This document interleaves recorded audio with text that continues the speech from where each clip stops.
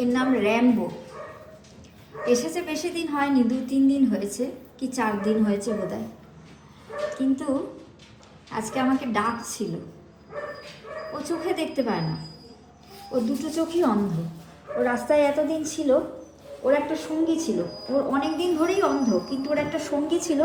সেই সঙ্গীটা ওকে রাস্তা পার করে দিত, ও সব কিছু করতো। সঙ্গীটা মারা যাওয়াতে ও একা হয়ে পড়েছে, তাই ওকে দুজন এসে দিয়ে গিয়েছে। সাদার মা খবর পাঠিয়েছিল। সাদার মা আমার বহু পরিচিত একজন মানুষ, অনেক পুরনো একজন পরিচিত মানুষ। এই সাদার মাই কিন্তু ত্রিলোচনের খবরটা আমাকে দিয়েছিল, যে ত্রিলোচন এভাবে বিনা ট্রিটমেন্টে পড়ে আছে, বাচ্চাটা মারা যাচ্ছে। তো উনি আবার এর খবরটাও দিয়েছেন। এই পিঠে একটু ঘা ছিল, খুব মারকুটে পিঠে একটু ঘা ছিল, এখন শুকিয়েও গেছে। একটু মারকুটে, চোখে দেখে না, তাতে কি হয়েছে?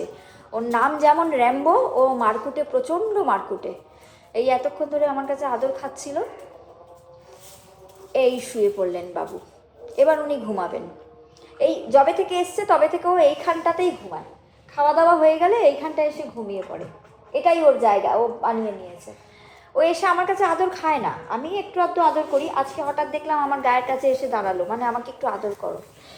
এদের এই জিনিসগুলো অদ্ভুত। এরা ভালোবাসা পেতে জানে, দিতে জানে, নিতে জানে। তো এদের ভালোবাসার কাছে না সব কিছুই নগণ্য, কোনো কিছুই মনে হয় না যে এদের ভালোবাসার থেকে বেশি দামি। এটা গোলু, শয়তান গোলু, খালি ঝগড়াঝাঁটি মারামারি করে। এটা আমাদের বাইটার বাবু, এটা আমাদের সিম্বা বাবু। জয় জগন্নাথ এখনও বাইরে রয়েছে। আমি যাওয়ার আগে জগন্নাথকে আজকাল ভেতরে ঢুকিয়ে দিয়ে যাই, কারণ জগন্নাথের যথেষ্ট বয়স হয়ে গিয়েছে। ওই জন্য জগন্নাথকে আমি যাওয়ার আগে ঘরে ঢুকিয়ে দিয়ে যাই। ইনি তো একেবারে সেই নাকে তেল দিয়ে ঘুমাচ্ছে, যেন ঘোড়া টোড়া বেঁচে এসে ঘুমিয়ে পড়েছেন, এমনভাবে ঘুমাচ্ছেন।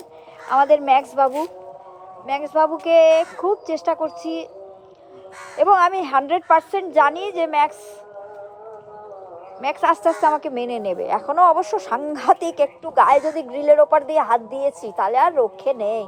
একটু পিঠে যদি চুলকে দিয়েছি তাহলে আমার একেবারে এমন ঘ্যাঁ ঘ্যাঁ করে, মনে হয় গ্রিল ভেঙে এসে আমায় কামড়াবে। আর এদিকে আমার কালীচরণ তো ঘুমিয়ে পড়েছে, ওর তো বয়স হয়ে গেছে, আজকাল তাড়াতাড়ি শুয়েও পড়ে, যথেষ্ট বয়স হয়েছে তো। কালীচরণের অনেকটা বয়স হয়েছে, আজকাল চোখেও ভালো দেখে না, তাও লড়াই ঝগড়া করে, তো তাড়াতাড়ি ঘুমিয়েও পড়ে কালীচরণ, আমার সোনা কালীচরণ। এই যে পিটুলি আনন্দী ভট্টাচার্য দিয়ে গেছিল, 2-3 বছর আগে দিয়েছিল। পিটুলি সোনা, মানে বুলেট সোনা।